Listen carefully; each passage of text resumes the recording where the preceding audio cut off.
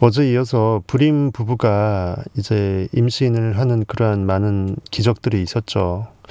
아이를 원하다가 상상을 하다가 어느 순간 상상을 내려놓고 욕망을 내려놓고 쥐었던 것을 피고 진정한 사랑 자체에 몰입하게 되니까 자동방으로 사랑의 결실로 아이는 응애예요. 예. 김은국처럼 아싸 응애예요 나오는 거죠. 안타깝게도 목표를 추구하는 많은 사람들이 목표 자체가 중요한 것이 아니라 거기에 도달하는 과정 속에서 행복감을 얻는 것이 중요하다는 사실을 잊고 있다고 합니다. 과정은 이미 목표의 결말을 알고 있죠. 그러니까 당연히 그것이 맞단데 사람들은 의외로 과정을 무시하고 결과만 애걸복걸하면서 조급해한다는 것입니다. 그래서 과정에 충성을 하기가 쉽지가 않다.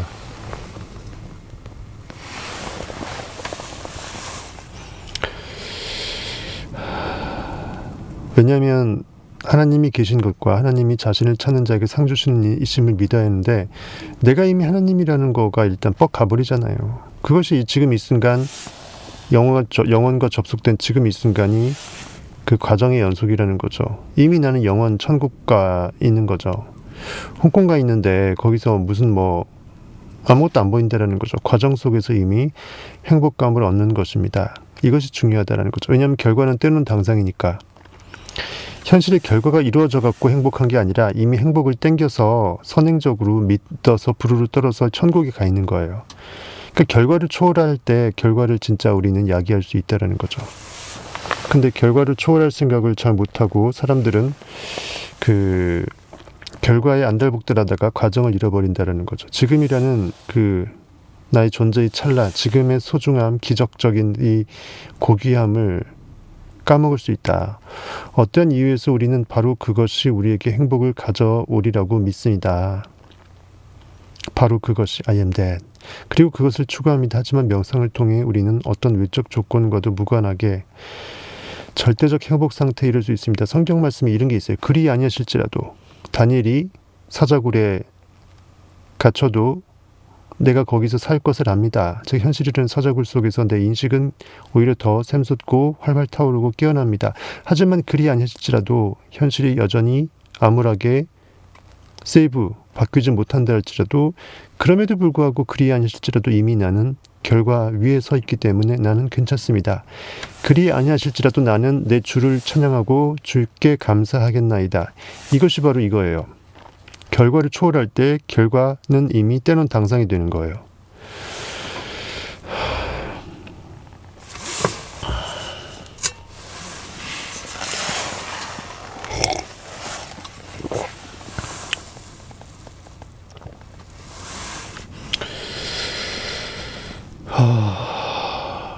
근데 우리는 의외로 지금 이 순간이 너무나 소중하고 그 순간 자체가 내가 살아있다라는 게 기적임을 생각을 하지 못해요. 사는 건 당연하고 또 죽을 때 되면 죽는 것도 당연하다고 생각하죠. 고기가 나라고 생각하는 거예요.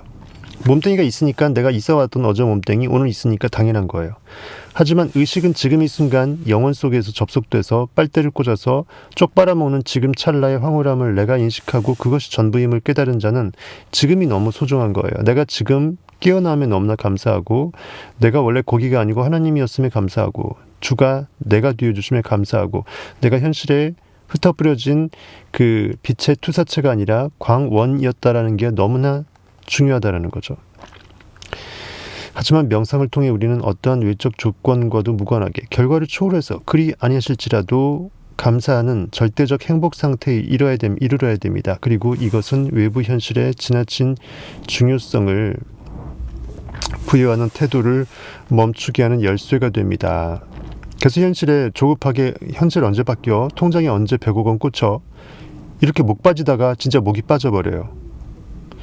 당신은 어떤 상황에서도 행복합니다. 그리고 당신은 그 행복 속에서 소망을 리모델링합니다. 특별한 결과에 집착하지 않고서 말입니다. 결과 초월적 의식이 무한의식이에요. 그리고 그것이 방석을 깔고 하는 그 느낌이에요. 이미 잡아둔 물고기에 애걸복걸하지 않아야 진짜 내 물고기라고 인식하는 거죠. 당신은 어떠한 상황에서도 행복하기로 스스로 선택해야만 합니다. 당신의 소망이 이루어지든 말든 말입니다. 설사 뭐 그럴 일은 없겠지만 설사 안 된다 할지라도 괜찮다라는 거죠. 이미 나는 느끼고 있으니까 느낌이 더 중요하다는 겁니다. 결과는 안중에도 없다. 오직 느낌이 중요해. 느낌이 중요해. 난 그렇게 생각해. 너무 현실 반응 아니야. 조급해하지마. 느낌이 중요해. 난 그렇게 생각해. 그리 아니하실지라도 감사해요. 합력해서 선을 이루어요. 소망을 이루는 것은 이미 중요하지 않습니다. 나는 이미 소망을 초월해서 놔버렸기 때문입니다. 온 우주의 울타리는 따로 칠 필요가 없습니다. 내 집 울타리는 이만큼이 아니라 온 우주 무한대예요. 우리는 지금 여기에서 이미 Now Here I Am, 자존자로, 스스로 자존자로 빨대 꽂고 중심점 꽂고 온 우주의 엄청난 사방팔방의 지경 우주를 그려냈죠. 원하면서도 동시에 원하지 않는 상태에 있는 것이 중요합니다. 이게 잘못하면 이중적 생각 들 수도 있겠지만 원래 진리라는 게 그래요. 모호합니다. 처음에는 결핍이었죠. 그러니까 원합니다. 하지만 이제 더 이상 화장해버리겠네. 또 시간이네.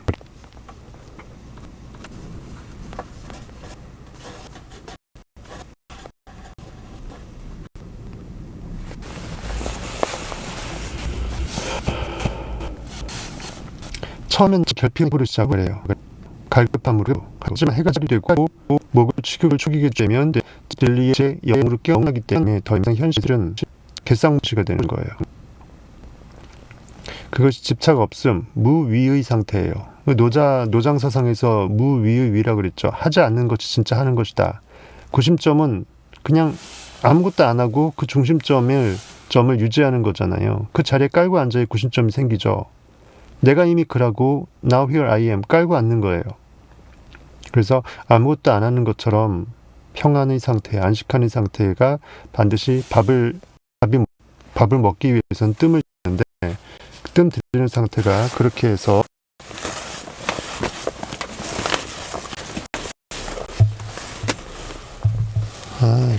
걔를 괜히 긴 거 사고 뜸 들여지는 것이 결국 그것입니다. 집착 없다. 무위의 위다. 내가 내려놓아도 온 우주에 있는 바나나는 다 내 거다. 호리병 안에 있는 바나나 먹겠다고 손 쥐고서 손을 못 빼면 나는 영원히 바나나를 입에 넣을 수 없다. 그거를 풀고 손을 뺄 때 온 우주에 지진이 깔린 게 바나나라는 걸 인식으로 깨어나서 안다라는 거예요. 잡음 없어요? 지 이런 거 안 들려요? 안 들려면 잡음 무슨 들리는데?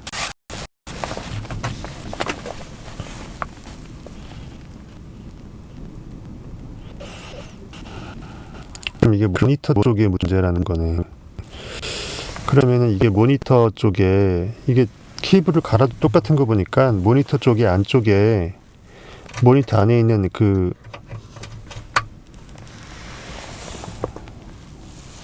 암놈 그쪽이 모니터의 암놈 쪽이 문제네요. 새거 헤드폰 선을 갈아도 그러면 암놈 쪽이 문제면 어쩔 수 없이 이거 뭐 이 되게 비싼 이 오디오 인터페이스인데 100만 원 가까이 하는 건데 이걸 또 바꿔야 되나? 겨우 그거 때문에.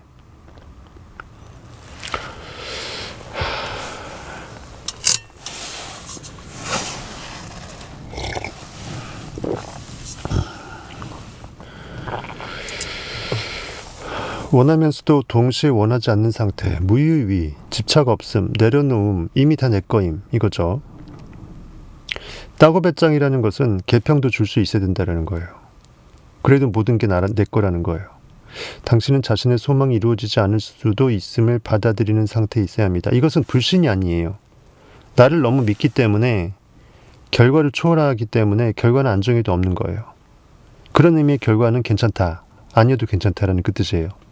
나는 이미 느낌 속에 있기 때문에 느낌이 전부이기 때문에 결과 나중에 현실의 두 눈으로 목도하고 모니터링하고 분석하는 것은 아예 생각에서 지워진 상태예요.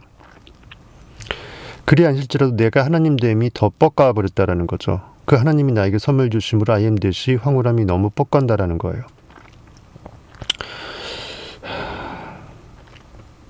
최고의 여자를 만나서 최고의 성적 환희에 빠져 있는데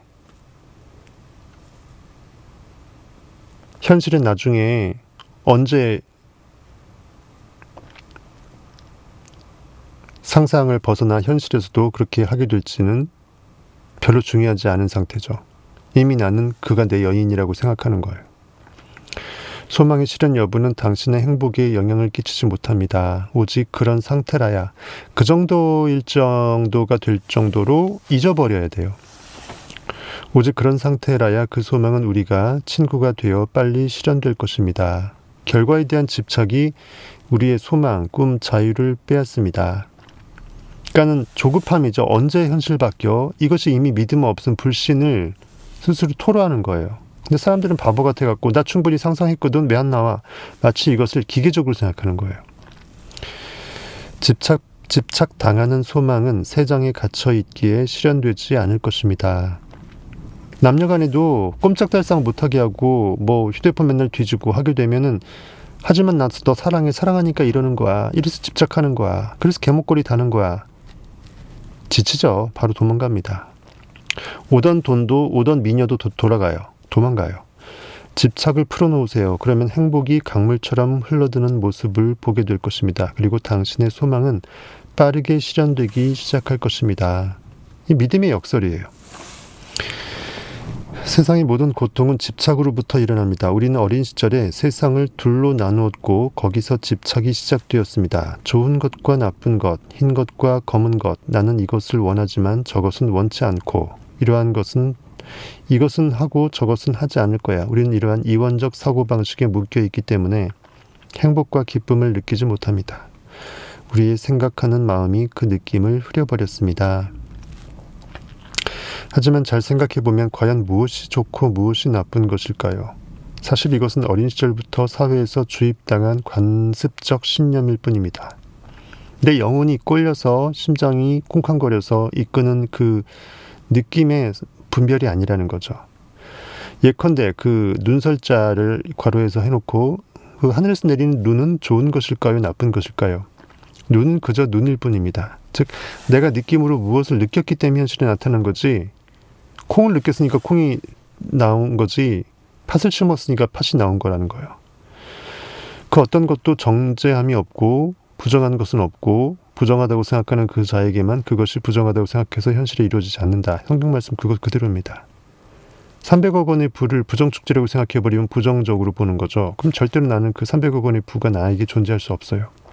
더러운 돈이라고 생각하는데 돈이 나 더럽다고 하는 놈한테 붙어주겠습니까?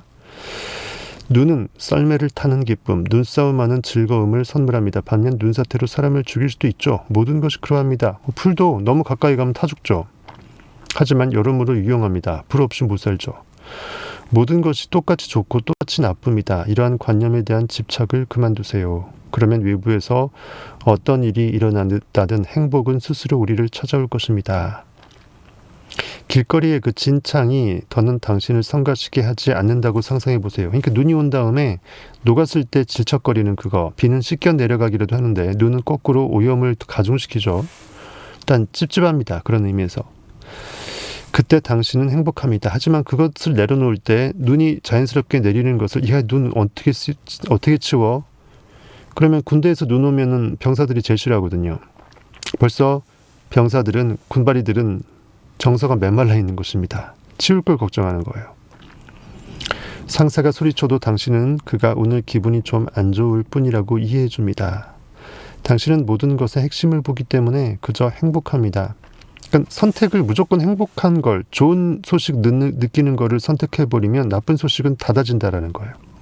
어차피 내가 좋은 느낌이 현실을 바꾼다라는 걸 안다면 안 좋은 일이 생겨도 항상 좋은 느낌으로 역으로 생각하는 거예요. 꿈보다 해몽이다. 이미 이루어진 현실에 있는 꿈보단 그것을 어떻게 해석하는지 해몽이 더 중요하다. 현실은 꿈일 뿐이다. 당신은 당신의 본질을 그리고 모든 것의 본질을 알기 때문에 가슴 깊숙이 기쁨을 느낍니다. 그리고 당신은 모든 것을 사랑으로서 온 우주의 전체로서 꽉 차 있는 황홀한 느낌이 나의 전부다. 나의 있음의 전부, 존재의 인식은 다름 아닌 The Oneness of God, 일체성, 사랑이라는 거예요. 그것이 거룩하다라는 거예요. 그것이 홀리하다, 성스럽다라는 거예요. 그래서 하나됨의 남녀의 성행위가 아주 거룩한 행위가 돼야 돼요. 영적 예배가 돼야 된다고 오쇼가 선초에서 얘기하죠. 홀리한 거예요. 고깃덩어리 2개의 접합이 아니고 나무토막 2개의 접합이 아니라고요. 하나의 인식임을 고깃덩어리 안에 있는 인식이 하나의 인식임을 하나님임을 느끼는 순간이죠. 아무 조건 없이 대합니다. 모든 것을 사랑으로서 아무 조건 없이 대합니다. 따라서 자연스럽게 모든 집착이 떨어져 나가고 당신의 꿈은 간단히 실현됩니다. 어떠한 조건에도 관계없이 행복하기로 선택하세요. 소망이 이루어지든 이루어지지 않든 여러분은 이미 300억 부자예요. 3천억 부자라고요. 느낌이 중요하죠. 어차피 결과가 300억 부자가 돼도 돈 그렇게 통장에 꼽혀도 그것 때문에 그거 보고 기뻐할 거 아니에요. 그 기쁨을 미리 땡겨 쓰는 거예요. 이것은 은행에서 대출 받는 것처럼 이자가 들어가는 것도 아니고 오히려 현실을 바꾸는 강력한 무기, 핵펀치가 됩니다. 어차피 느끼려고 좋을 거 느끼려고 현실에서 300억 원이 생기길 바라는 거잖아요. 그럼 그 느낌을 먼저 땡겨서 진공을 싫어하는 자연을 끌어당기게끔 활용하는 거죠. 압착이 돼갖고 짜부가 돼갖고 그 공백이 있으면 안 되니까 이놈 또라이처럼 느끼네. 그럼 내가 빨리 현실을 만들어줘야 되겠냐면서 온 우주의 양자에너지장이 헤쳐 모이는 거예요. 그래 이놈 또라이 안 되니까 법칙이 쫓아내면 안 되잖아요. 이것이 당신의 본질입니다. 기억하세요. 우리가 우리의 본질을 기초로 행동할 때 모든 일은 쉽게 이루어지고 깊은 만족감을 가져다 줍니다. 그러니까 만족감은 행복은 선택의 문제라는 거예요. 현실의 결과 나온 것에 대해서 그때 가서 반응해서 얻어지는 게 아니라는 거예요. 소망에 집착하면서 그것을 자꾸 성급하게 확인하는 실수를 저지르지 않는 것이 중요합니다. 조급함은 믿음 없음이에요. 두려움과 조급함은 믿음의 반대예요. 언제 실현될까?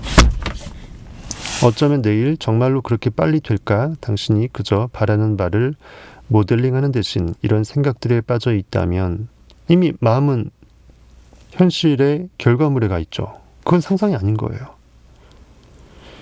이는 지금 당신이 그것에 집착하면서 그것을 풀어놓지 않았다는 의미입니다. 아직은 내가 그걸 아등바등해서 이미 있다라고 못 믿는 상태이기 때문에 릴렉스하지 못하고 쥐고 있던 손을 놓지 못하는 거예요. 욕망의 바람을 제대로 느끼려면 차창 밖으로 손을 뻗되 주먹을 쥐면 안 돼요. 풀어놓고 자연스럽게 손바닥을 바람 방향을 그대로 마주하면서 바람을 이렇게 매만지듯이 서로 애무하듯이 바람과 함께 조우를 하는 거죠. 그때 여러분의 욕망의 바람은 여러분의 그 불씨를 활활 타오르게 한다는 거죠. 그렇게 나는 느낌이 소중하다라고 해서 느낌을 쭉 끌어올리면 오직 인간은 느낌이에요. 당신은 잠재의식의 미세한 끈으로서 그것을 붙들고 있습니다. 그 소망을 완전히 놓아버리세요. 어차피 놓아도 어디 안 간다라는 거죠. 온 우주가 내 집이다. 내 호주머니 아니다. 다시는 떠올리지 마세요. 그럴 때에만 그것은 실현될 것입니다. 그것도 아주 빠르게 말입니다. 과거에 당신이 아파트, 자동차, 애인 등을 우연히 되었을 때를 떠올려 보세요. 가족 누군가가 당신이 정말 꿈꿨던 대로 되었다고 상기시켜주고 나서야 당신은 정말 내가 그랬었네 하고 그것을 기억해냈지요. 당신은 그것을 꿈꾸고 그런 후에 벗은 좋다. 완전히 잊어버렸던 것이죠. 이것이 바로 풀어놓기의 훌륭한 본보기입니다. 이게 다른 말로 내려놓음이라고 볼 수 있는데 그건 사실상 셀프 어벤더먼트 영어식으로 표현하면 우리나라 내려놓기는 마치 내가 포기하는 것처럼 보이는데 셀프 어벤더먼트 나를 그 위에 떨고 놓는 거예요. 깔고 앉는 거죠. 쉽게 말해서. 나를 내려놓았지만 알고 보니까 내 엉덩이가 그거를 깔고 앉아 있더라. 그럼 내 거 어디 안 도망간다라는 거예요. 실험해 보세요. 그러면 성공할 것입니다. 명상하세요. 어떤 일이 있어도 절대로 행복하세요. 이 말은 행복은 선택이라는 말이라는 거예요. 행복은 반응으로 느끼는 게 아니라는 거예요. 행복해질 때까지 기다려서 어떤 조건이 만족이 됐을 때 그때 행복할 것이라는 그런 것은 행복이 이미 아니고요. 그 동물 고기 덩어리라는 거죠. 고기도 할 수 있어요. 고기도. 주인이 이쁘게 대해주면 강아지는 행복해합니다. 아마 행복할 거예요. 그렇죠? 근데 그거는 인간이 추구하는 행복과는 거리가 있다. 행복은 지금 이 순간 내가 선택하는 거예요. 왜? 내가 온 우주의 전부라는 걸 느끼기 때문에. 나의 실체를 파악했고 진리의 실마리 단서가 포착이 되었기 때문에 결과는 내가 원하는 욕망은 뭐 이미 느꼈기 때문에 안중에 없는 거예요. 지금 우리는 행복해지는 법을 배우고 있습니다. 우리의 목적은 행복감입니다. 여기에 소망의 실현은 부수적 효과로 따라오는 어떤 상패와 부상, 별책부록이라고 제가 방금 말씀드렸죠. 우리는 우리가 하는 모든 일에서 기쁨을 얻는 법을 배웁니다.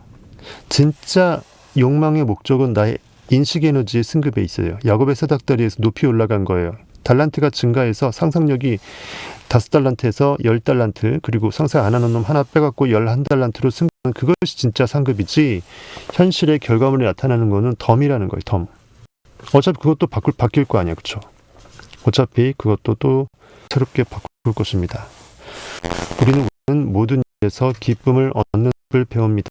청소, 설거지, 음식주의, 이 모두가 더는 고통이 아닙니다. 우리는 명상을 하고 그것을 통해 주변 세상과 사랑을 나눕니다. 그렇게 우리는 집착의 한계를 벗어나 모든 것에서 기쁨을 얻고 한 번 숨을 들이쉬고 내쉴 때마다 즐거움을 발견합니다. 이것은 정말 멋진 일입니다. 내가 보장하지요. 사랑과 기쁨을 더 많이 가질수록 당신 주변의 모든 것을 더욱 밝혀줄 것입니다. 모든 종교와 지식은 고통의 핵심을 집착이라고, 고통의 핵심인 집착을 없애라고 말합니다. 수피즘, 힌두교, 기독교, 불교와 그 밖의 다른 가르침들도 마찬가지입니다. 집착은 신경 과민, 상실의 두려움, 끊임없는 갈등 등을 만들어 사랑과 기쁨을 위한 공간을 남기지 않습니다. 마음의 여유가 없죠. 나는 할 수 없다라고 하는 내 무의식의 쪼잔한 마음입니다. 사랑하는 사람과의 관계에서 서로에게 집착이 일어나면 그것은 더 이상 사랑이 아닙니다. 그런 관계는 오히려 고문과 같습니다. 어저께 다 얘기했습니다. 남자가 쪼잔해서 내 여자를 내가 감당할 수 없다고 생각할 때, 다른 남자한테 어울린다고 생각할 때 내가 그녀를 내 여자로 억지로 붙들기 위해서 개목걸이를 단다고 했죠. 제가 다른 남자하고 만나는 거를 무조건 다 그냥 차단해버리죠. 아예 여지를 없애버리는 거예요. 그만큼 내가 자신이 없는 거죠. 자발적으로 그녀가 나에게 안기는 것이 그녀의 나에 대한 사랑 고백이고, 그녀가 스스로 고백할 수 있는 기회를 내가 주는 거잖아요. 근데 가독하면 그녀가 실제로 나를 좋아하는 건지 아닌지 알 수도 없고, 그녀도 모를 수 있어요. 헷갈려버려요.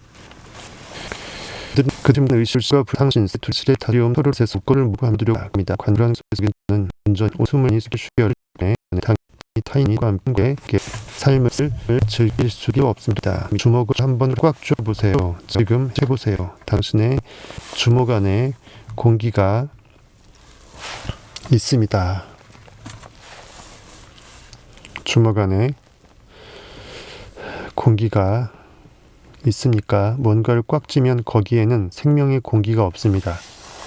이제 손바닥을 펴서 거기에 공기가 있는지, 또 자유의 느낌이 있는지를 느껴보세요. 분명히 있죠. 제가 했던 거 저자가 뚝 따라하네요.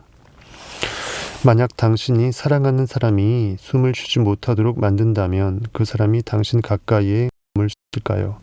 분명히 그는 숨이 막히고 자유를 뺏겼으므로 곧 다른 곳으로 가버릴 것입니다. 우리는 자유롭게 태어났습니다. 그리고 항상 삶 속에서 자유의 느낌을 찾아다닙니다. 당신이 가까이 있는 뭔가를 꽉 쥐는 태도를 멈춘다면 그것은 기꺼이 당신 주변에 머물 것입니다. 무엇이든지 자연스럽게 자발성이 중요하다는 거죠. 강제한다는 것은 그가 자발적으로 내 곁에 받지 못할 것이라는 그 두려움 가운데에서 내가 자기 방어 기제로 나타나는 거거든요. 내가 쪼다라는 것을 내가 스스로 알기 때문이에요.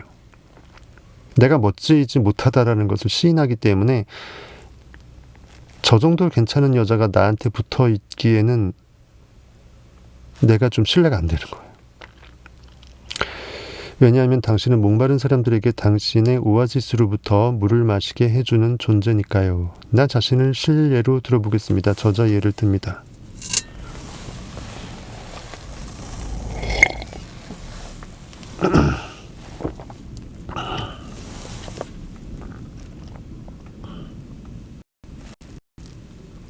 지금 나는 것도 당신에게 강요하지 않고 있습니다.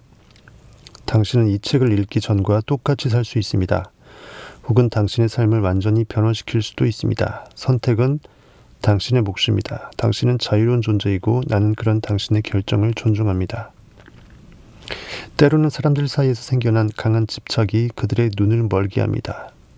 그들은 주변에 있는 다른 어떤 것도 다른 어떤 사람도 보지 못합니다. 시야가 좁아져 버리죠. 나는 오직 바샤와 결혼하고 싶어. 그 이외에는 아무도 필요 없어. 나 저 여자 아니면 죽어버릴래 이거예요. 그들은 그저 행복하겠다는 소망보다 특별한 무엇을 소유하고 싶은 욕구에 빠져 있습니다. 어디 가서 내 여자 이렇게 이뻐라고 자랑하고 싶은 이 찌질이 마인드죠. 그래서 그들을 고통받습니다.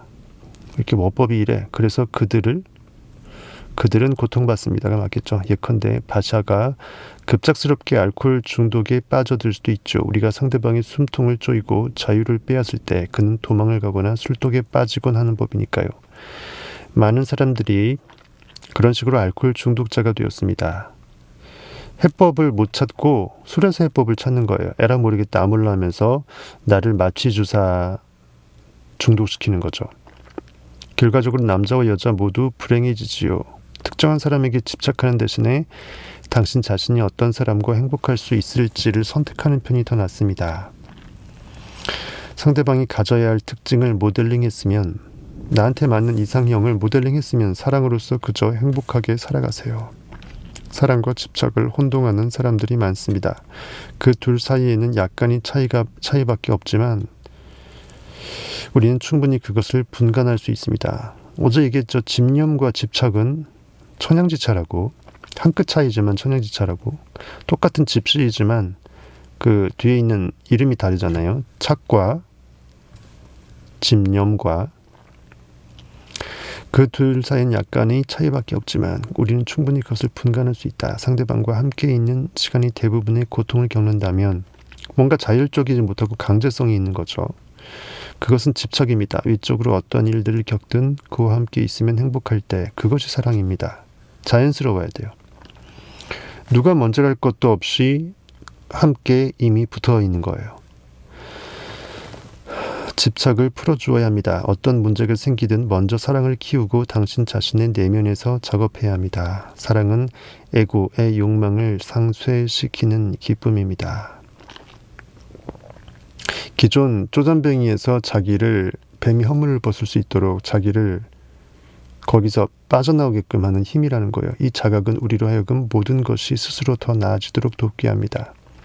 점점 내가 의식이 깨어나도록 나를 전진시키는 거예요. 그러나 집착은 모든 것을 당신의 에고가 바라는 그대로 정확히 변화시키려고 하죠. 그때 당신은 당신 자신을 괴롭히게 되고 다른 사람에게도 고통을 줍니다. 여러 사람 힘들게 한다라는, 피곤하게 한다라는 그 말입니다.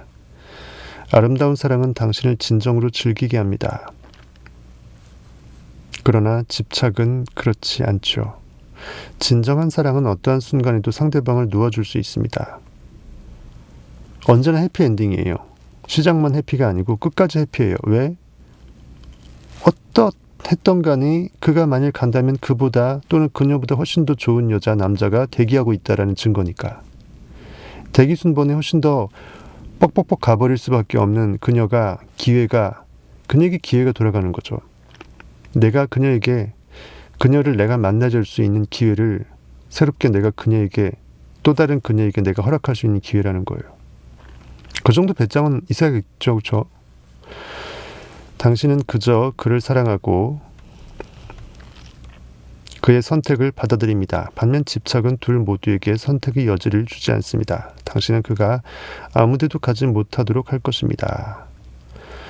모든 것이 당신이 원하는 방식대로 되어야 하니까요. 하지만 그것은 사랑이 아니라 이기주의입니다. 어디서 다른 남자하고 눈 맞을까봐 무서워서 노심초사하게 되면 그게 어떻게 자기 여자가 되겠어요? 당신이 가진 집착을 알아차리고 그것과 영원히 작별 인사를 하세요. 다시는 그런 걱정을 하지 마세요. 그저 매 순간 행복과 사랑의 느낌 속에서 살아가세요. 그러한 삶이 가능하다는 것을 믿으세요. 일단 시작해보는 것이 중요합니다. 집착을 내려놓는 것을 연습하세요. 원숭이가 바나나를 쥐고 있던 손을 내려놓고 온 우주 자연의 대자연의 모든 바나나가 내 것이다라는 것을 깨닫게 되어야 된다는 거예요. 뭔가 가볍게 헤어지는 연습을 하세요. 뭔가 새롭게 물건들을 선물하고 아낌없이 주라는 거죠. 내가 이제 주권을 제대로 회복하라는 뜻이죠. 세상에 마음을 여세요. 누군가가 당신에게 뭔가를 요청할 때 아끼지 말고 아끼다 똥 되니까 기쁘게 그것을 내어주세요. 되도록 많은 사람들에게 그것은 사소하게 여길지도 모르지만 그들이 그걸 하찮게 여겨도 괜찮다라는 거예요. 오히려 나에게 소중한 것이기 때문에 거꾸로 소중하기 때문에 귀한 거를 나는 너무 많다라고 나는 이미 충분자라고 생각하는 그 의식을 실천하는 것이죠. 당신에게 정말 소중한 것들을 많이 내어주도록 노력하세요. 진리의 우물은 풀면 풀수록 물이 더 샘솟잖아요. 나눠줄수록 나는 더욱더 부유하게 된다는 것이에요.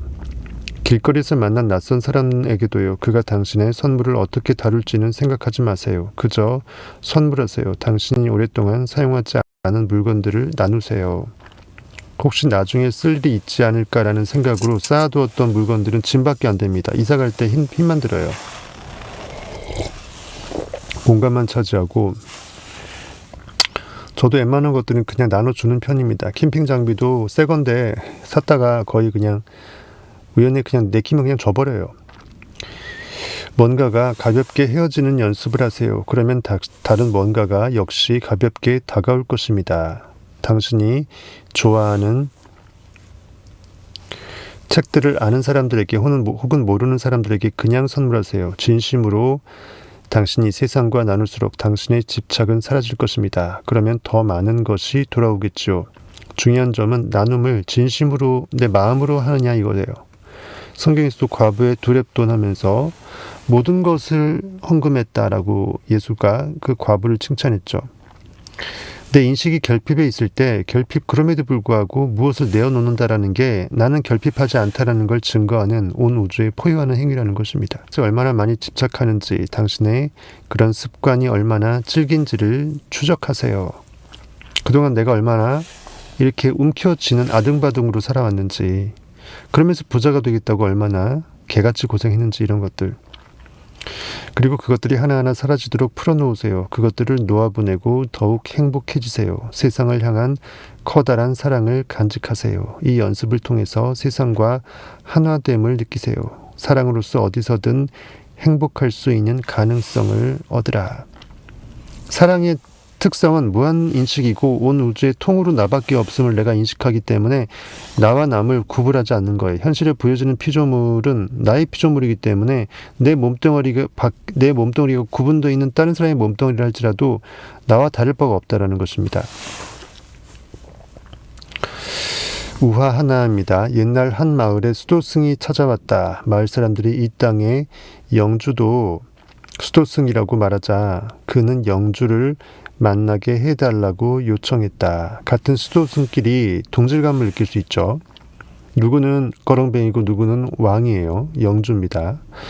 영주처럼 부유한 사람이 수도승이라는 사실이 너무나 놀라웠기 때문에 대개 수도승들은 이 부와 물질적 이득을 취하지 않죠.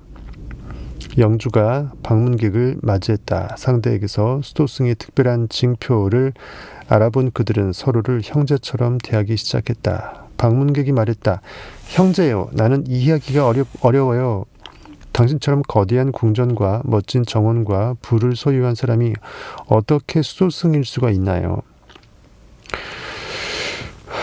무르스토승이라면 나처럼 아무것도 없이 그저 세상을 자유롭게 돌아다니며 사람들을 가르치는 것이 타당하지 않을까요? 영주는 말했다. 그거 참 좋은 말씀입니다. 당신은 멋진 삶을 살고 있군요. 나도 그런 삶을 살고 싶습니다. 방문객이 말했다. 그럼 나와 함께 가시겠습니까? 왕이 말했다. 좋습니다. 지금 당장 떠나시지요. 그 왕의 왕권을 전부 다 내려놓고 당장 떠나는 이 왕의 실천 정신에 비해서 정작 주유천하를 하고 있다라는 무소유의 실천을 하고 있다라는 그 사람은 왕이 흔쾌히 답하고 곧장 문을 향해서 걸어갔을 때 방문객이 잠깐 하면서 스탑 하면서 잠깐만요. 내 컵과 지팡이가 저 안에 있어요. 그것들 좀 챙겨오겠습니다. 라고 해서 우화가 끝납니다. 진정 자유한 사람은 왕과 빈털터리, 비천과 풍부에 모두 처할 수 있는 일체의 비결을 배우느라며 사도 바울이 고백했죠. 그냥 몸뚱이만 바로 나올 수 있어요. 하지만 위선이죠. 내가 아무것도 가지고 있지 않고 무소유로 진리를 구도한다라는 그 착각에 빠진 사람은 정작 내 컵과 지팡이조차도 왕은 모든 것을 영주 안에 성 안에 내려놓고 나오는데 이 거렁뱅이는 그 어디서나 구할 수 있는 컵과 지팡이조차도 미련을 못 버리고 그거 구하러 다시 성 안으로 들어갔다라는 우화입니다. 아시겠죠?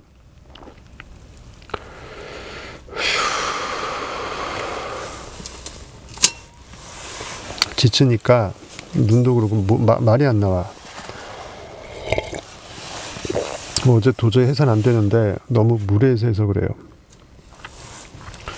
어떤 사람들은 궁전과 황금을 가지고도 집착 없이 살 준비가 되어 있습니다. 하지만 어떤 사람들은 특정 대상 또는 경험에 대해 집착하지 않으려고 애를 쓰지만 이미 애를 쓴다라는 것 자체가 집착이잖아요. 집착하지 않으려고 애쓰는 것도 집착이죠. 이거 우리 오쇼 탄트라 할 때 제가 말씀드렸던 건데 정작 그것이 아닌 다른 무언가에 집착하거나 최소한 소유에 대한 두려움에 집착하고 있는 경우가 많습니다. 그러니까 소유를 두려워하는 것, 소유를 집착하는 것도 집착이고요. 소유를 두려워하는 것도 집착한다면 그것도 집착인 거예요. 무엇을 두려워하는 것도 집착이 될 수 있다는 걸 생각하세요. 내가 그걸 못 놓는 거예요. 두려움이라는 거를. 그것도 집착일 수 있어요. 나는 집착을 버리라는 동양의 가르침을 친근하게 느꼈습니다. 하지만 뭔가를 바라는 마음이 고통의 원인이라는 가르침을 보았을 때 이것은 옳지 못하다라는 거죠. 탄트라나 인도의 그 비밀리에 전해져 오는 그 탄트라나 아니면은 그 바이블은 오히려 성욕을 끌어올려서 영적 힘을 키우라고 돼 있죠. 바로 빛으로 돌아서는 것이 참 진리다. 굳이 어둠을 묵상할 필요가 없다. 나의 몸을 힘들게 하면서 돌을 닦는 것이 아니다. 결코 부가 나쁜 것이 아니다. 이거예요. 세상의 모든 것과 하나됨을 느끼는 것은 얼마나 멋진 일입니까? 온 우주가 나의 소망을 실현시켜주는 것은 또 얼마나 멋진 일입니까? 그때 난 깨달았습니다. 소망에 집착하지 않는 것이 중요하다는 사실을요. 소망은 내가 바라는 간절함이 있어야 되겠지만 간절함으로부터 시작된 건 맞지만 결핍의 인식이 바로 채워짐의 인식으로 넘어가는 것이 진짜 구하는 행위이다. 계속 간절하고만 있으면 애걸하고만 있으면 난 거렁뱅이요 깡통 들고 계속 울며 불며 거지가 되는 것밖에 안 되는 거예요. 하나님은 결국 거지가 아니잖아요. 소망의 노예가 되지 말아야 합니다. 소망을 다룰 수 있어야 합니다. 참 사랑은 소망을 이제 결핍을 빈 그릇을 돌항아리 6을 가득 의식의 물로 채워서 숙성시켜서 포도주로 만들잖아요. 이미 내가 다 있음을 깨닫기 위해서 결핍을 끌어올리는 거거든요. 욕망을 끌어올리는 거잖아요. 그렇죠? 상상력임을 깨닫기 위해서 상상을 하는 거듯이 욕망을 끌어올리는 건 사실은 모든 게 다 내 안에 있었다라는 것을 내가 깨닫기 위해서이기 때문에 그렇다라는 겁니다. 집착 없이 소망을 신 법을 배울 때는 최상의 행복을 얻습니다. 그 칙이라고 하죠. 지극한 복이다. 내만으로 완벽한 지구를 집을 수 있으시죠. 같은 맥락입니다. 당신은 그것을 얻든 얻지 않든 매 순간 행복해집니다. 왜? 내가 전부니까. 이제 현실은 그까이 거 아무것도 아니었으니까. 소망의 시련은 단지 그 행복의 보너스로 더해지는 것입니다. 집착하지 말고 꿈꾸세요. 당신이 가진 것들을 사랑하고 존중하세요. 그리고 더 많은 풍요가 당신의 삶에 들어오도록 허용하세요. 받아들이다. 선물을 받는 연습을 해야 된다고 했죠. 내 안의 욕망으로 받아들이는 연습을 해야 돼요. 믿음으로 순종하시다. 듣는 마음이 숫양의 기름보다 순종이 지성이보다 중요하다. 그 말입니다. 어떤 것이든 어떤 사람이든 어떤 순간이든 가볍게 헤어질 준비를 하세요. 이 세상의 모든 것은 지나갑니다. 태어난 모든 것은 죽습니다. 이 진실을 자각하세요. 그러면 당신의 행복은 한없이 커질 것입니다. 무한 사이클의 무한대의 반복 순환이기 때문에 또 기회는 오고 더 좋은 여자, 더 좋은 남자, 더 좋은 기회, 더 좋은 부의 기회는 온다라는 거예요. 제6장 성공을 향한 5가지 도약. 자, 우리는 5개의 법칙을 다 배웠습니다. 그 모두는 서로를 도우며 멋진 자동차로 합쳐져서 여러분이 빠르고 편안하게 성공을 향해 달리도록 해줍니다. 이 책에 나와 있는 모든 명상 연습을 실천하세요. 그로써 여러분은 삶을 더 멋지게 변화시킬 수 있고 날마다 참된 사랑과 기쁨을 누릴 수 있습니다.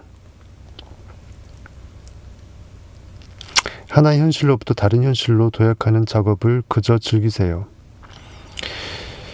마지막으로 5가지 법칙을 요약해 봅시다라고 하네요. 제1도약. 우리는 우리에게 일어나는 모든 일에 책임을 진다. 우리는 이렇게 생각한다.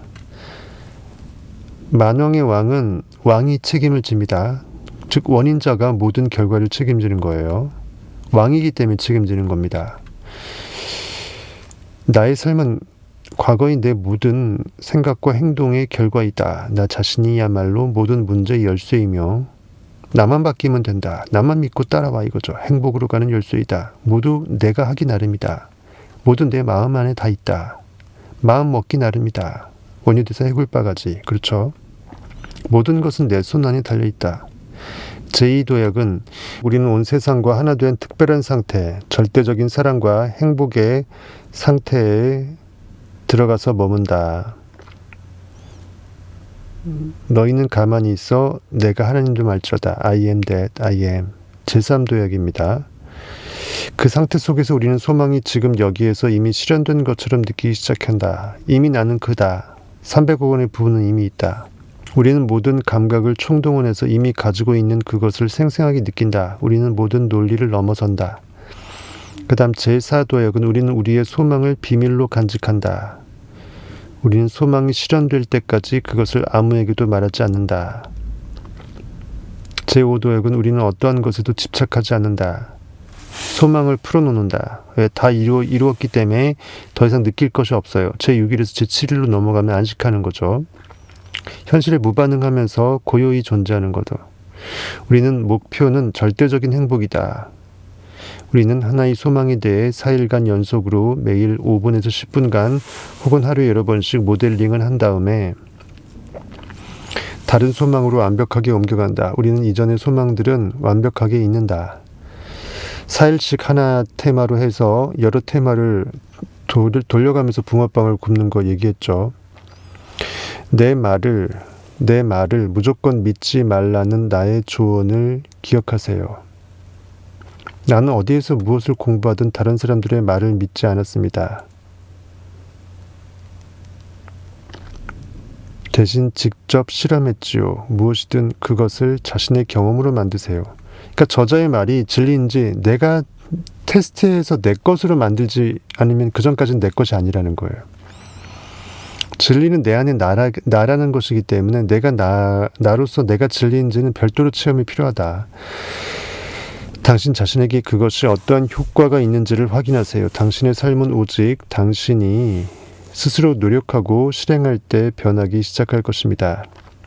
이 책에서 얻은 지식을 모두 사용하기 시작할 때 당신의 삶은 행복으로 가득 차고 당신의 강물은 사랑의 바다로 흘러갈 것입니다.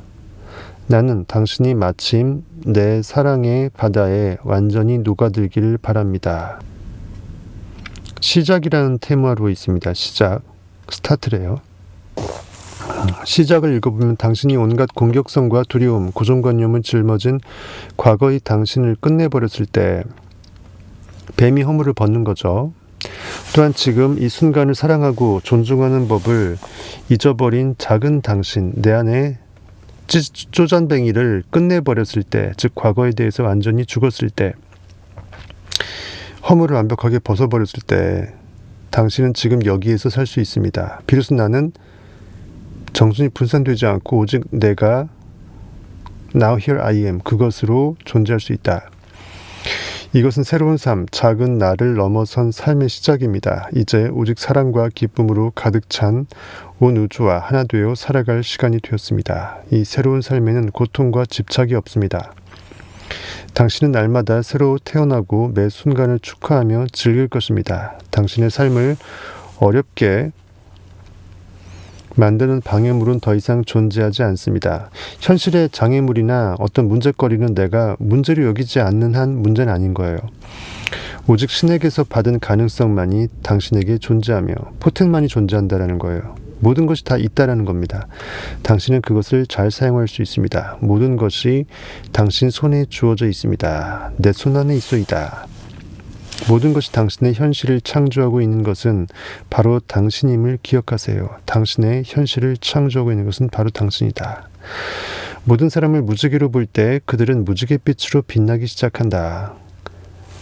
내가 원하는 대로 남을 그렇게 바라봐주고 현실을 바라봐주라 그랬죠. 외로움을 두려워하지 말라. 외로움은 혼자가 되었다는 의미가 아니라 다른 사람들에게 집착하지 않고 있는 상태로 이해하라. 즉 내가 고립이 아니고 분리가 아니라 온 우주에 나밖에 없기 때문에 홀로 독고다이 1인칭이 되는 거죠. 그 소울, 이게 태양이라는 뜻이잖아요. 솔로, 우리 소프라노가 혼자 노래 부를 때 솔로잖아요. 인생은 솔로예요. 여러분 안에 있는 소울, 영혼은 독고다이라는 거죠. 의미가 당신은 언제나 온 세상과 함께 있다. 영성을 위한 규칙과 법칙들이 따로 있는 것이 아니다. 영성은 모든 것을 향한, 그리고 신을 향한 사랑의 느낌이다. 그 느낌이 어떻게 특정한 법칙에 종속될 수 있겠는가? 느낌은 법칙의 이해를 넘어서 있다. 그것은 그저 있는 그대로 존재할 뿐이다. 그것은 그저 실제일 뿐이고 당신이 할 수 있는 한, 그리고 당신이 원하는 만큼 사랑하라. 즉 최대한 많이 느끼라는 거예요. 좋은 쪽으로. 이것이야말로 영성을 드러내는 최상의 표현이다. 최악의 순간에도 웃으라는 거예요. 모든 사람은 신의 통로이다. 유일한 질문은 우리가 지금 이 선물을 사용하고 있는가 아닌가이다. 즉 내 안에 나로 들어와 계신 하나님의 포텐이 터트려지냐 아니냐, 신성이 인성 안에서 삐짓고 나오느냐 아니면 인성 안에 가두어지느냐, 이 말이에요.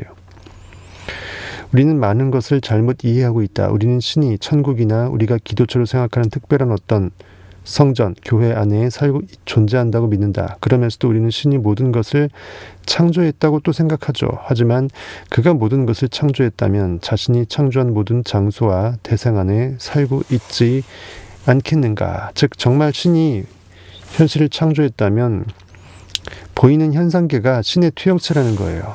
붕어빵 틀에 붕어빵은 꽉 차 있죠.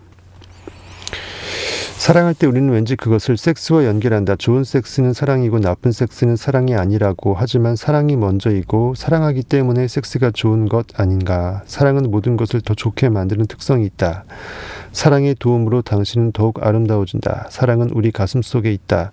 우리는 가슴의 언어를 사용해서 사랑에 관해 이야기한다. 그렇다면 우리는 무엇 때문에 그 사랑을 허리띠 아래에서 찾는 것일까? 소위 말해서 아랫도리에서 형이 하학적으로 꼭 찾아야만 하는가, 이것이에요. 영적 예배 드리듯이 성행위를 하라고 탄트라가 얘기했죠. 그 다음 돈, 그것은 독특하다. 우리는 돈을 너무나 강렬히 원하면서도 부자가 되면 왠지 나쁜 사람 될까봐, 부정축제로 돈 모으는 것처럼 보일까봐 두려워한다. 하지만 문제는 돈에 있는 것이 아니라 돈을 가진 사람에게 있다. 내 마음 그릇이 부의 그릇으로 넓혀지는 것이 먼저다. 아마도 당신이 부자가 되면 세상과 더 많은 것을 나눔으로써 더 많은 가치를 창조하지 않겠는가. 당신이 나눈 돈은 당신에게 이러한 선물을 준다. 세상을 다양한 각도에서 더 깊이 바라보라. 그러면 당신은 더욱 행복해질 것이다.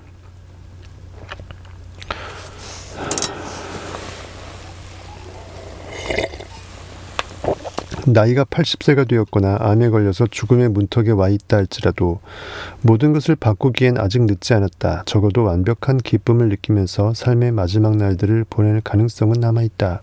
그리고 명상을 통해서 치유도 가능하고요. 매 순간을 찬미하고 그저 즐기면서 말이다. 변화를 두려워 말라. 낡은 것들을 내려놓기를 두려워하지 말라. 적어도 새로운 세상과 만나는 순간만큼은 두려움을 떨쳐내라. 사랑과 기쁨의 세계, 즉 신의 세계는 언제나 당신 가까이에서 당신을 기다리고 있다. 그 안으로 깊숙이 들어가라. 잠기라. 안타깝게도 많은 사람들은 관계를 시작할 때 이상적 이미지를 만들어내고 그와 사랑에 빠진다. 그리고 그의 실체를 알아차리는 순간 실망한다. 하지만 그것은 그가 나빠서가 아니라 단지 그는 당신이 만든 이미지와 다를 뿐이다. 어긋나 있을 뿐이라는 거예요. 오직 당신의 신념만이 당신을 아프게 할 수 있다. 오직 또한 그것만이 당신을 치유할 수 있다. 내 믿음대로 된다라는 거예요. 어떻게 믿느냐가 중요하다는 거죠. 이상을 추구하는 동안 우리는 우리 곁에 스쳐 지나가는 수많은 아름다운 사람들을 알아차리지 못한다. 나는 사랑 없이는 살 수 없다. 이것은 내가 직접 실험해본 결과이다. 사랑하지 않았을 때 나는 진정 살고 있지 않은 것이다. 사랑은 다른 말로 상상력이라고 그랬습니다. 상상하지 않을 때 상상력은 죽어 있는 것이죠. 삶은 세월의 길이로 측정되는 것이 아니라 사랑 속에서 보낸 행복한 날들의 수로 측정된다. 천재성을 가진 여자는 자신의 남자에게서도 천재성을 알아보고 그것을 지지해준다. 뭐 눈에 뭐밖에 안 보인다. 그가 아무리 어리석다 하더라도 관계 속에서 모든 사람은 신선한 공기를 들이쉬고 내쉬어야 한다. 우리는 단지 다른 사람과 함께 숨 쉬면 된다. 그를 붙잡아서는 안 된다. 붙잡으면 숨이 막힐 것이다. 세상엔 꽉 막힌 먹통들이 있다.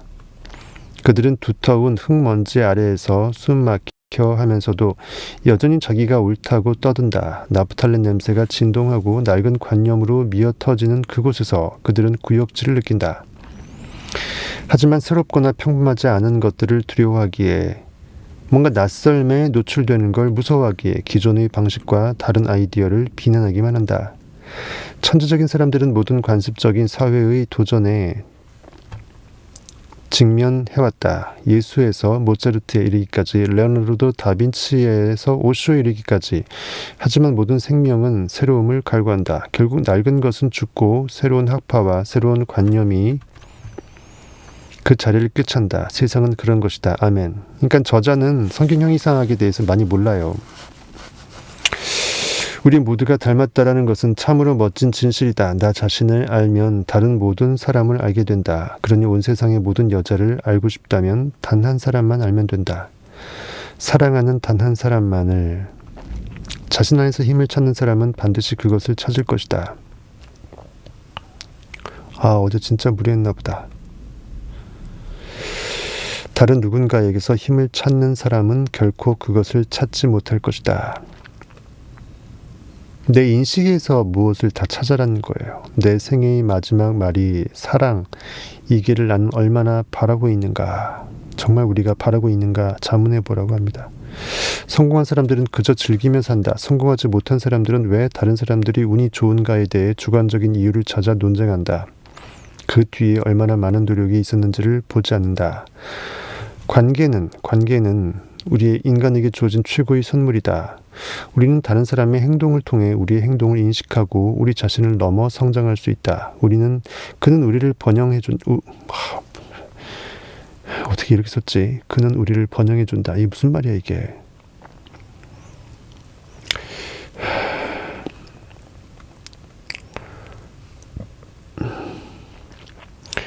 이것은 선물이다. 그러니 관계를 두려워 말라. 어떤 관계든 늘 기분 좋을 수가 없다. 하지만 그것이 당신 내면의 반영일 뿐이라는 점을 기억하라. 당신은 당신 자신으로부터 달아날 수 없다.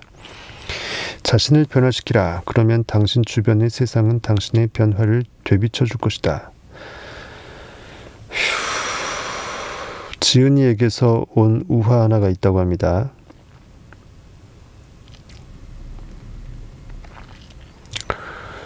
마저 하죠. 목 아파 죽겠는데. 폴이라는 이름의 사내가 평소처럼 늦게 집에 돌아오는 길이었다. 수천 번이나 지나다녔던 길이었다. 그는 생각에 빠져서 주위를 전혀 살피지 않은 탓에 길 한가운데에 놓여있던 큰 돌에 걸려 넘어졌다. 물웅덩이에 빠진 그는 화가 치솟았다. 그 돌은 지금껏 없던 것이었다. 그는 평소 성격대로 투덜거리면서 그것을 살펴보았다. 돌은 평범해 보이지 않았다. 전체적으로 둥그렇지만 여기저기 울퉁불퉁한 모서리가 많았다. 폴은 한쪽 면에서 분홍빛 유니콘 모양을 발견했다. 가만히 살펴보니 작은 화살처럼 생긴 유니콘의 뿔이 공원 깊숙한 곳을 향해 난 작은 오솔길을 가리키고 있었다. 폴은 거기에 무엇이 있을지 궁금했다. 그는 몸을 털고 그 알 수 없는 길을 따라 들어갔다. 놀랍게도 깊이 들어갈수록 주변 나무들의 키가 점점 더 커졌고 나뭇잎도 울창해졌다. 폴은 그 나뭇잎들의 색깔이 평범하지 않다는 사실을 알아차렸다. 나뭇잎들은 보랏빛이었다가 빨간빛으로 변해가는데 폴은 그런 광경을 평생 처음 보았다. 폴의 가슴은 세차게 쿵쾅댔다. 뭔가 미지의 것이 그를 유혹했고 동시에 두렵게 만들었다. 문득 폴은 거기에 누군가가 있음을 알아차리고 얼어붙었다. 그는 주위를 둘러보았고 동화책에 나오는 마법사처럼 옷을 차려입은 한 남자를 발견했다. TV에서나 볼 법한 모습이었다. 마법사는 자신을 레오나르도라고 소개했다. 마법사는 정중한 어투로 폴에게 마법의 숲에서 무엇을 하고 있는지를 물었다. 폴은 어안이 벙벙해서 어떻게 대답해야 할지 몰랐고 침묵을 깨고 싶어도 그의 입술은 딱 붙어버린 것처럼 꼼짝하지 않았다. 레오나르도가 웃으면서 답했다. 겁내지 마시오. 당신은 안전하오. 나는 당신이 삶의 길을 찾고 꿈을 실현하도록 돕기 위해 여기에 있는 것이라오. 폴은 숨을 길게 내쉬고 긴장을 풀며 말했다. 나의 길이라뇨. 나는 평범한 직장 생활에 만족하고 있는데요. 거긴 평생 직장이고 일도 빡빡하지 않아요. 레오나르도는 크게 웃으며 물었다. 그렇다면 어린 시절에 당신이 오랫동안 간직했던 꿈은 어떻게 되었소? 꿈은 다 잊어버렸어 이것이에요. 폴이 놀라 말했다. 무슨 꿈이요? 레오나르도는 말했다. 어린 시절에 당신이 꾸었던 꿈을 잊었소. 당신이 자라서 무지개가 되는 꿈 말이요. 청춘현생 무지개라는 것은 의식의 스펙트럼이 늘어나는 걸 말하겠죠. 폴이 말했다. 그 꿈 말이군요. 하지만 그건 불가능하잖아요. 그건 그저 하나의 공상일 뿐이었어요. 별거 아니에요. 레오나르도는 폴을 뚫어져라 바라보며 말했다. 참 안 된 일이요. 어린 시절에 그 꿈이 당신이 살아갈 이유였음에도 그걸 잊어버렸다니. 당신이 하늘의 무지개를 바라보다가 그것을 쫓아가 무지개의 일부가 되고 그 안으로 녹아 들어갔던 기억을 떠올려 보시오. 그것보다 더 큰 행복은 없었을 텐데. 폴은 기억 속으로 빠져 들어갔다. 그러자 눈에 눈물이 글썽였다. 어린 시절 그토록 강렬히 꾸었던 꿈을 언젠가부터 한심한 것으로 여겨왔다니. 그는 아쉬움에 한숨을 쉬었다. 레오나르도가 다시 말했다. 아직 실망할 때가 아니오. 모든 꿈은 이루어지오. 당신이 그것을 믿고 용감하게 삶을 완전히 바꿀 수 있다면, 그리고 꿈을 향해 길을 갈 수 있다면 말이오. 이 말이 폴이 머릿속에 계속 메아리쳤다. 폴은 귓가에 맴도는 그 말에 빠져 있다가 문득 눈을 뜨고 이것이 모두 꿈이었음을 알아차렸다. 꿈속 장면들이 너무나 현실 같아서 놀라웠다. 그 돌과 나무들, 마법사와의 대화, 지금까지 이처럼 생생한 꿈을 꾼 적은 없었다. 그보다도 어린 시절이 가장 따뜻하고 내밀한 소망을 떠올려 주었다라는 사실이 더욱 놀라웠다. 어릴 적 꿈이죠. 폴은 무지개를 따라 뛰어갔던 자신의 모습과 무지개와 하나가 되고자 갈망했던 기억을 되찾았다. 어린 시절에는 무지개가 되어 그 빛과 색채로 세상을 비추는 꿈을 얼마나 자주 꾸었던가. 폴은 슬펐고 안타까웠고 일상의 일들의 압박감을 느꼈다. 그는 일터로 가는 내내 오직 자신의 꿈에 대해서만 생각했고 그 꿈은 다시 그의 머리를 가득 채웠다. 결국 그는 무언가에 걸려 넘어졌다. 그는 일어나면서 자신이 발걸음에 주의를 기울이지 않고 있었다는 사실을 알아차렸다. 그는 길에 앉아있던 한 늙은이에게 부딪힌 것이었다. 그 늙은이는 투덜투덜거리며 말했다. 발밑도 안 살피고 어딜 그렇게 무턱대고 가는 건지 자네의 제정신이 아니군. 폴은 미안하다고 말하며 정신을 차리고 그 늙은이를 다시 바라보았다. 그 늙은이는 80살쯤 되어 보였고 낡은 옷을 걸치고 있었다. 흰 수염이 길게 나 있었고 머리 위는 벗겨져 있었다.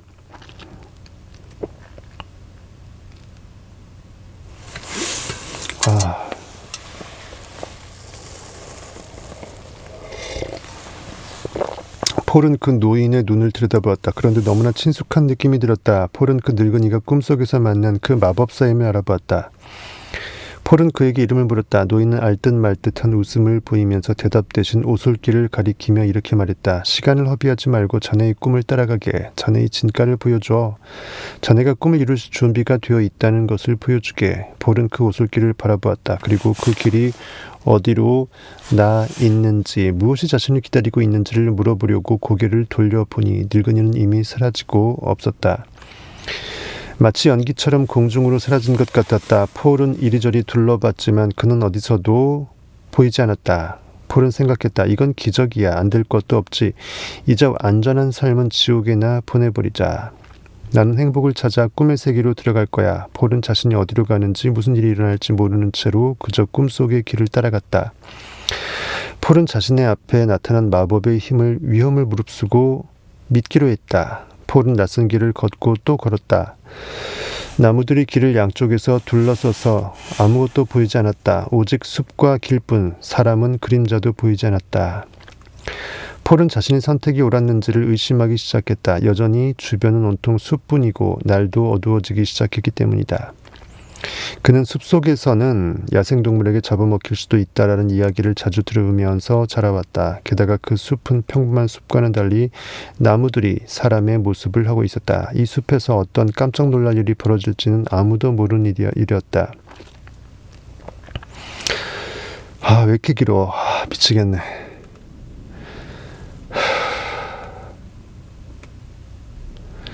하지만 돌아가기에는 너무 늦었다. 밤이 가까워지고 있었다. 서둘러 걸어온 탓에 자신이 얼마나 깊이 들어왔는지조차 가늠이 되지 않았다.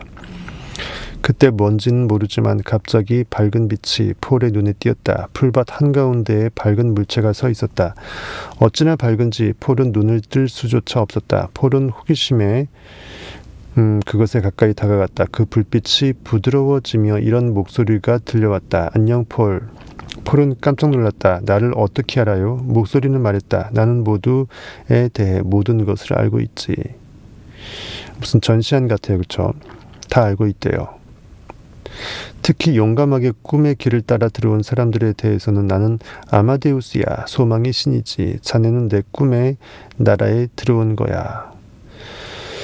오직 용감한 영혼만이 어떤 꿈이든 이룰 수 있지. 드림랜드가 꿈의 나라가 결국은 소망의 나라죠. 설령 그 꿈이 겉보기엔 이상하고 평범하지 않게 보일지라도 말이야. 자네는 많은 시험을 통과해야만 해. 소망을 이룰 때까지 많은 유혹이 있을 거야. 오직 자네의 의지와 순수한 가슴만이 잘못된 야망에 빠져 길을 잃지 않도록 도와줄 거야. 가슴의 길을 따른다면 자네는 어떠한 소망이라도 이룰 수 있어. 학교에서 배운 것들은 모두 잊어버려. 그것들은 마법의 세계에선 도움이 되지 않아. 가슴의 소리에 귀 기울이면 그것이 자네에게 방향을 보여주고 모든 시련을 뚫고 나아가게 해줄 거야. 말을 마친 아마데우스는 요정을 소개시켜 주고는 자네의 꿈을 따라가게라는 말만 남기고 사라졌다. 요정의 이름은 빅토리, 승리였다. 그녀는 손바닥만 했고 아주 작은 날개를 달고 우스꽝스러운 분홍 옷을 입고 있었다. 그녀가 날개짓을 할 때마다 햇빛에 반짝반짝 빛나는 마법의 가루가 날개에서 떨어져 내렸다. 폴은 그녀의 날개와 날아다니는 모습에 감탄하며 마법에 홀린 듯이 얼어붙었다. 폴은 생각했다. 와, 멋지군. 나도 저렇게 해보고 싶어. 빅토리가 물었다. 무지개가 되는 것은 결코 평범하지 않은 꿈이에요. 나도 난생 처음 듣는 걸요. 그 꿈을 이루려면 무엇이 필요할까요? 일단 우리 세계에 머무르세요. 그러면 당신의 다른 꿈들은 실현될 거예요. 거기는 수없이 많은 보물이 있어요. 아름다운 여자들, 차와 집들도 많아요. 원하는 대로 고르세요. 내가 당신에게 우리의 세상을 보여줄게요. 이 모두가 당신의 거예요. 여기에 머무르기로 하면 당신은 이곳의 왕이 될 수 있어요. 폴의 눈은 소망을 성취하려는 열망으로 반짝거렸다. 그러자 빅토리가 말했다. 여기가 당신의 궁전이에요. 지금부터 당신은 여기에서 살 거예요. 여기에 머무르세요. 당신은 곧 이 세계의 아름다움을 알게 될 거랍니다. 폴은 자신의 눈을 믿을 수 없었다. 오디오북이니까 언제 끝날지 모르겠어. 감탄으로 페이지 아직 멀었네. 돌아버리겠네. 이거 계속 해야 돼. 목 아픈데.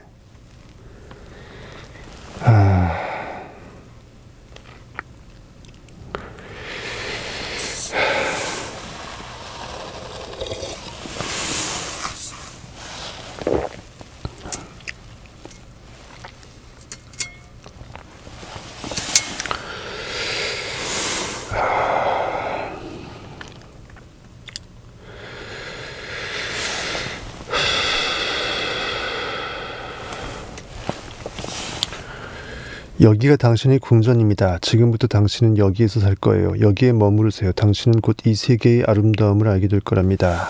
파울은 자신의 눈을 믿을 수 없었다. 감탄으로 입을 다물게 하는 궁전이었다. 수천 명의 궁녀가 그를 맞이했다. 그녀들은 하나같이 절세의 미인이었다.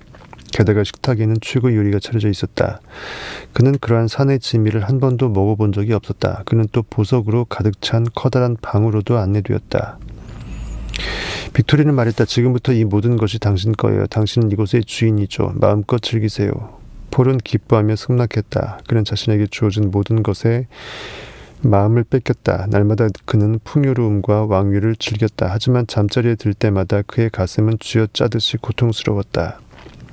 폴은 이 고통을 누그러뜨리기 위해 최선을 다했다. 내면의 고통을 회피하려고 음식을 탐닉했고 혼자서는 잠자리에 들지 않았다. 그렇게 한 달이 지났다. 어느 날 그가 꽃의 정원을 걸어가고 있을 때 익숙한 목소리가 머릿속에서 들려왔다. 오직 용감한 사람만이 이 길을 통과할 수 있어. 자네의 꿈을 따라가게. 그 순간 폴의 심장은 갑자기 격렬히 뛰기 시작했다. 폴은 의식을 잃고 쓰러졌다. 그리고 무지개를 보았다. 너무나 밝고 형형색색으로 빛나는 무지개가 우주의 중심에 솟아오르고 있었다. 그는 얼굴 가득 미소를 띠면서 깨어났다. 그는 마지막으로 왕국을 한번 둘러보고는 자신의 꿈을 찾아 나아가기로 확고하게 결심했다.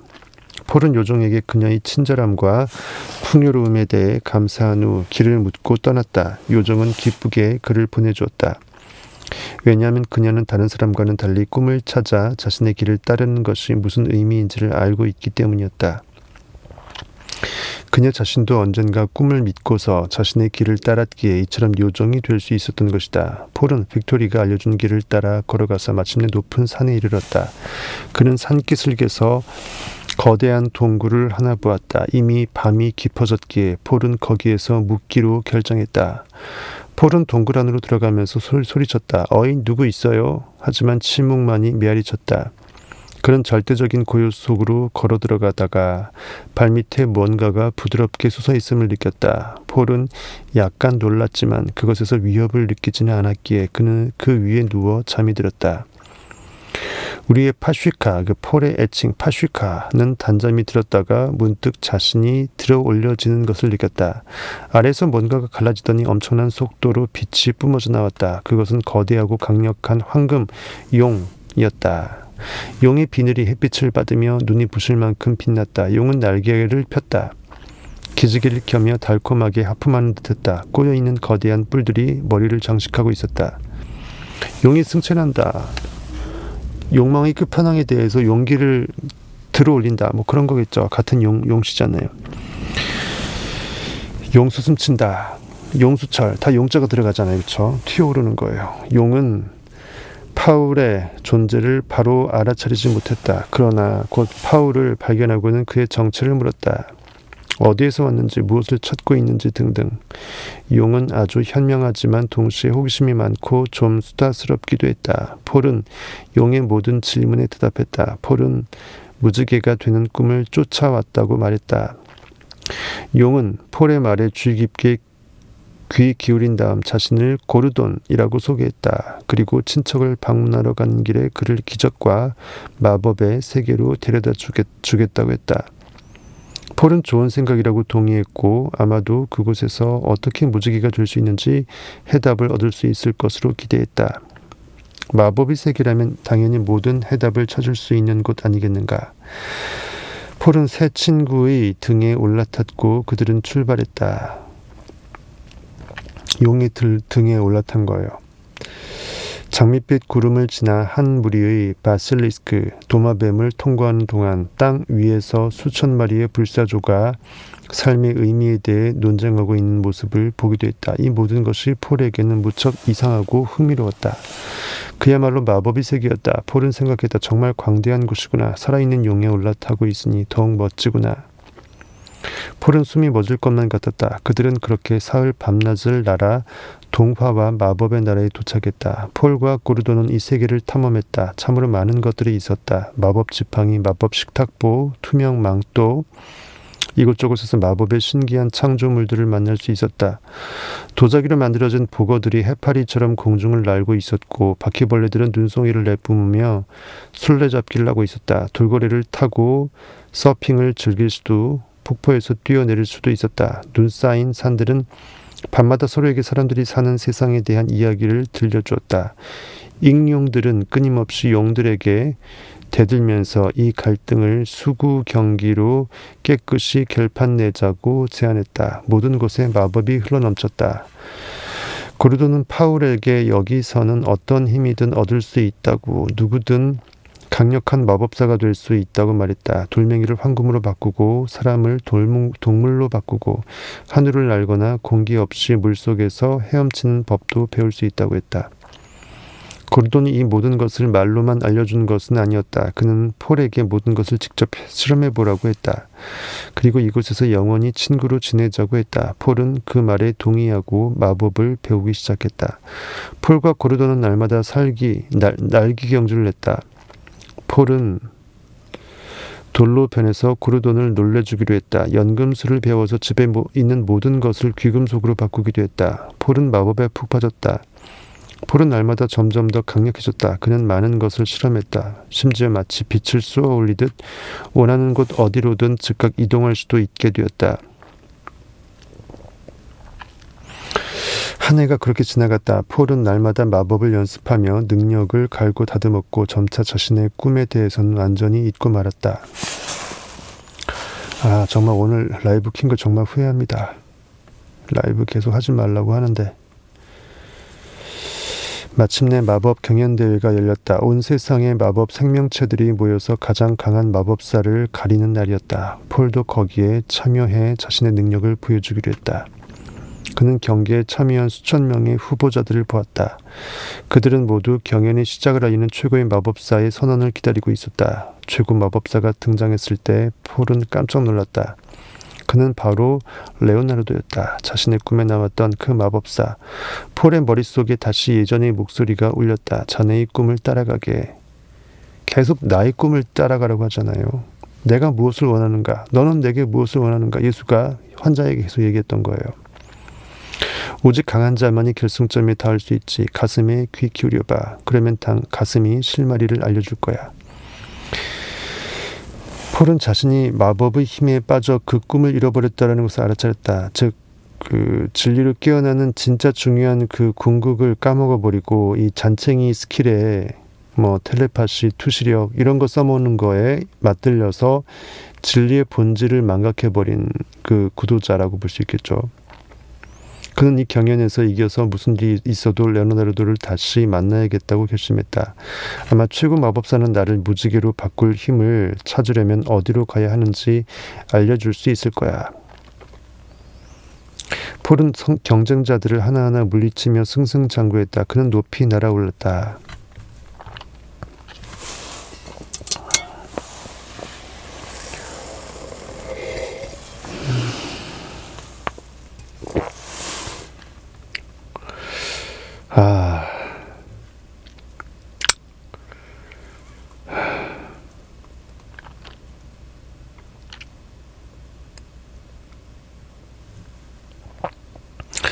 그는 허리케인만큼 빨랐고 사람을 동물로 바꿀 수 있었다. 마침내 그는 결승에 도달했다. 경기 규칙에 따라서 결승에 오른 사람은 최고 마법사와 경쟁해야 했다. 상대 마법사는 바로 레오나르도였다. 파울은 그에게 달려갔고 껴안으며 그와의 싸움을 거부하겠다고 말했다. 폴은 레오나르도에게 어떻게 하면 자신이 무지개가 될 수 있는지 그 비밀을 알려달라고 부탁했다. 레오나르도는 웃으며 대답했다. 자네는 마지막 시험을 통과했네. 자네는 꿈을 위해 최고의 마법사가 될 기회를 기꺼이 포기할 준비가 되어 있었네. 제가 한 말 그대로네요. 이제 자네에게 그 질문의 해답을 얻을 수 있는 곳을 보여주겠네. 그들은 함께 공간 이동을 해서 세상의 끝으로 갔다. 레오나르도는 포울을 한 번 껴안고는 사라져버렸다. 폴은 이제 온 세상이 하나로 만나는 우주의 끝에 서 있었다. 그는 거기 앉아서 모든 것을 둘러보며 찬미하기 시작했다. 나를 내가 찬양하는 것입니다. 나의 나됨입니다. 그는 서로 다른 수많은 세계에서 수천 개의 태양이 동시에 떠오르는 것을 보았고 수천 개의 달이 밤길을 걷는 나그네들의 길을 밝히는 것을 보았다. 그는 모든 것이 하나로 엮여 있음을 깨닫고 커다란 기쁨과 사랑을 느꼈다. 우주의 모든 것은 오직 서로 연결되어 있을 뿐 전혀 분리되어 있지 않았다. 그것이 그가 얻어야 했던 마지막 가르침이었다. 우주는 직접 폴에게 이렇게 말했다. 드디어 그대는 꿈을 실현했구나. 오직 강하고 용감한 사람만이 목적지에 이르러 가장 소중한 소망을 성취할 수 있지.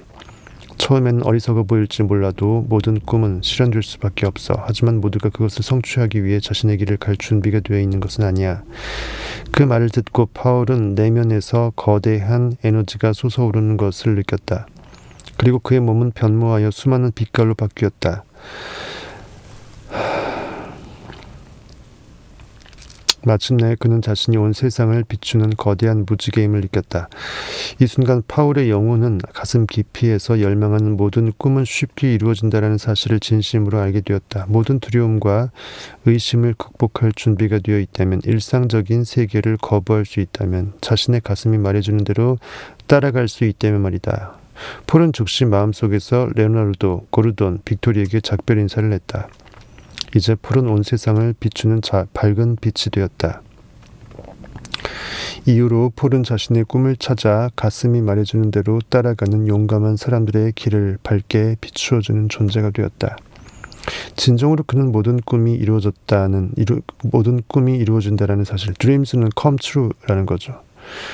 누구보다 확실히 알게 되었다. 오직 바라는 것이 필요할 뿐, 내가 무엇을 원하는지만 아는 것이 중요하다라는 거예요. 이렇게 끝납니다. 그래서 마지막 감사의 말씀으로 여기까지 읽은 거에 대해 저자는 감사의 말을 전하는데요. 나의 흘러넘치는 감사함을 만물의 창조주에게 바칩니다. 에고의 무지라는 어둠 속에서 알아차림의 빛을 주신 데에 대해 감사드립니다. 내 안에 흐르는 사랑에 감사드립니다. 말도 안 나오네. 세상을 다른 각도에서 볼 수 있고 또 있는 그대로 받아들일 수 있는 능력을 주신 데 대해 감사드립니다. 현실을 통제하려는 마음을 내려놓는 능력, 그 모든 것을 그저 믿을 수 있는 능력을 점점 키워주신 데 대해 감사드립니다. 현실을 통제하려는 마음을 내려놓는다는 것은 현실에 반응하지 않는다라는 그 뜻으로 쓴 것 같아요. 의식으로 현실을 완벽하게 통제한다는 그런 형이상학적인 뜻이 아닙니다. 당신은 늘 내 곁에서 당신의 손으로 나를 돌보십니다. 나와 영원히 함께하는 것은 내 안의 의식이라는 거예요. 나와 가까운 모든 사람에게 감사드립니다. 그들과 함께하며 나는 어린 시절부터 많은 가르침을 받았습니다. 나의 가족에게 그들의 따뜻한 사랑에 대해 감사드립니다. 나는 사랑을 가족 안에서 배웠고 그 사랑은 내가 다른 사람들을 존중하고 도와줄 수 있게 가르쳤습니다. 진정한 친구들에게 감사드립니다. 그들은 나의 곁에서 함께 걷는 동시에 저마다의 길을 따라갔습니다. 그들의 따뜻한 눈길과 영혼의 되비침은 내가 나 자신을 더 잘 이해하도록 도와주었습니다. 이 책을 맡아준 편집진에게도 감사드립니다. 그들의 인내와 노력에 감사합니다. 책을 만든다는 것은 쉬운 일이 아니죠. 사랑의 빛이 온 세상을 가득 채우고 모두를 기쁨으로 변화시키기를 바랍니다. 여러분께 감사드립니다. 세상의 어떠한 책도 나의 책조차도 당신이 현명해지도록 도울 수 없다. 오직 실제 경험과 연습만이 당신에게 지혜를 줄 수 있다. 박인수 씨가 몇 마디 짧게 했습니다. 14년도에 번역한 것 같은데 한 10년 된 책이에요. 10년 정확하게. 이렇게 해서 비탈리 기베르트의 2012년도에 출판된 미래 모델링은 아마 원판이 2012년도 책이라는 뜻이겠죠. 이것으로 막을 내리겠습니다.